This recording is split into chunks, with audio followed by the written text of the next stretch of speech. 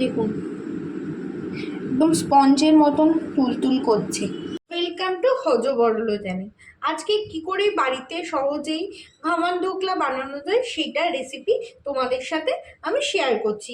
ঘামান ধোকলা বানানোর জন্য বেসন নিয়ে নিচ্ছি। এখানে 2 কাপ মতন বেসন আছে। 2 কাপ পরিমাণে বেসনের মধ্যে যতটুকু নুন প্রয়োজন সেই নুনটুকু দিয়ে দেবে, ঠিক আছে। এবার হলুদ গুঁড়ো নিলাম, হলুদ গুঁড়োটাও দেবে। এবার এখানে আমি চিনির বদলে ব্রাউন সুগার ইউজ করছি। এবার তোমরা যদি চাও তো চিনি ইউজ করতে পারো, ঠিক আছে। এটাকে আমি এবার মিক্স করব আর জল দেবো পরিমাণ মতন। এটা আমি মিক্স করে নিয়েছি। এবার অল্প অল্প করে জল দিতে থাকবো, ঠিক আছে।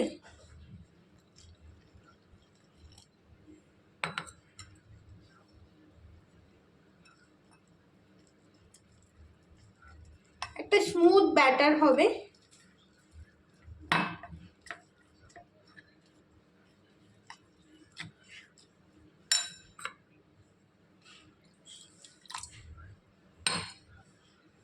এই যে আর একটু জল দিয়ে দিলাম।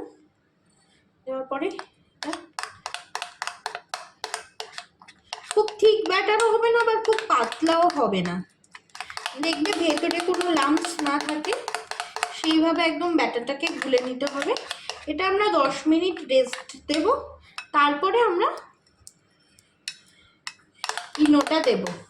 ইনো দিয়ে আবার 10 মিনিট রেস্ট, তারপর ধোকলাটা স্টিমে বসাবো। 10 মিনিট হয়ে গেছে। এবার আমি ঢাকনাটা খুললাম।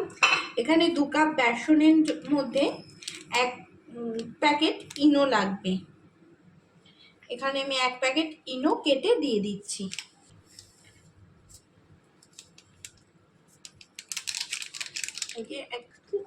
এক প্যাকেট ইনোটাকে মিক্স করব ভালো করে, যাতে একটুও ভেতরে কোনো লাম্পস না থাকে। দেখুন 1 কাপ ইনো দেওয়ার পরে কতটা ফুলে গেছে। এটা 10 মিনিট রেখে দেবো। তারপর এটাকে একটা পাত্রে ট্রান্সফার করে সেটাকে স্টিমে বসাবো। 10 মিনিট পরে এসেছি। এবার দেখুন বেসনটা কতটা ফুলে গেছে, দেখতে পাচ্ছেন। এই যে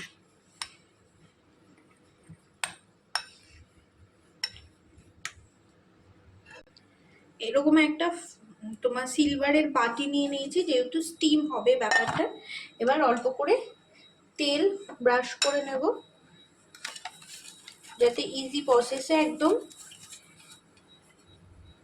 বেরিয়ে আসে জিনিসটা।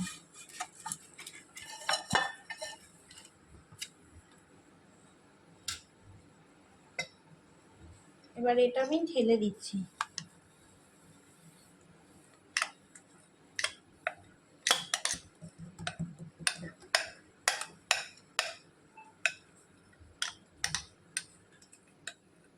একটু ঢাকিয়ে বসিয়ে দেবে, যাতে কোনো ভেতরে লাম্পস না ঢোকে। ধোকলাতে একটা ফোড়ন দেওয়ার জন্য 1 টেবিল স্পুনের মতন তেল নিয়ে নিচ্ছি, সাদা তেল। এখানে অবভিয়াসলি সাদা তেলই ইউজ হবে।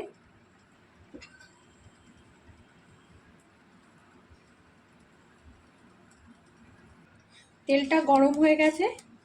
এর মধ্যে আমি কালো সর্ষে ফোড়নে দিয়ে দিচ্ছি, কারি পাতা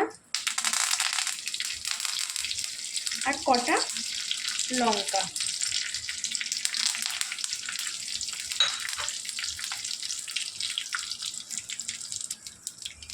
এরপরে সামান্য পরিমাণ নুন আর চিনি।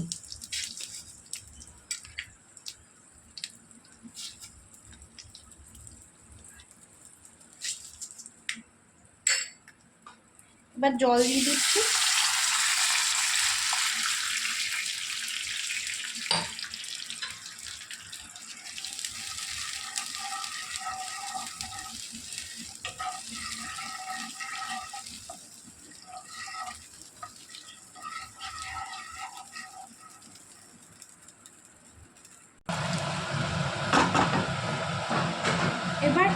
নামানোর আগে একটু লেবু রস,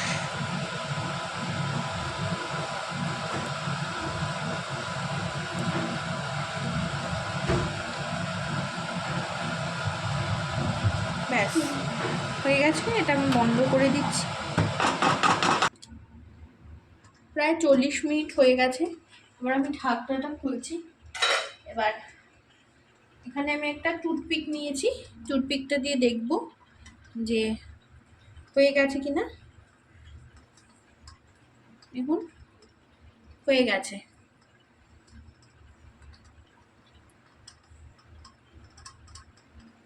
মনে হচ্ছে আর একটু হবে,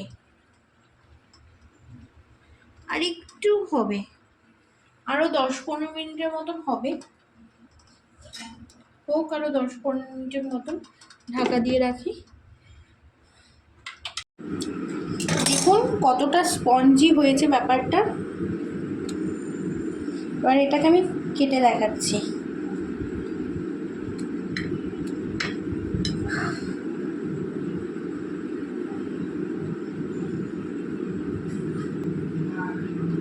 দেখুন একদম স্পঞ্জের মতন তুলতুল করছে। এই যে এবার যে সিরাপটা আমি বানিয়েছিলাম সেটা দিয়ে দিচ্ছি।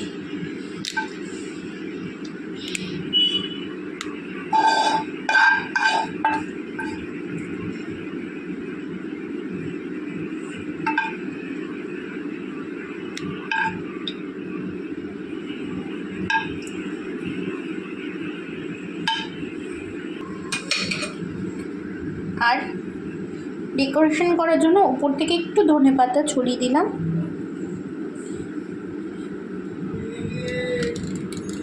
Dhokla ready and serve.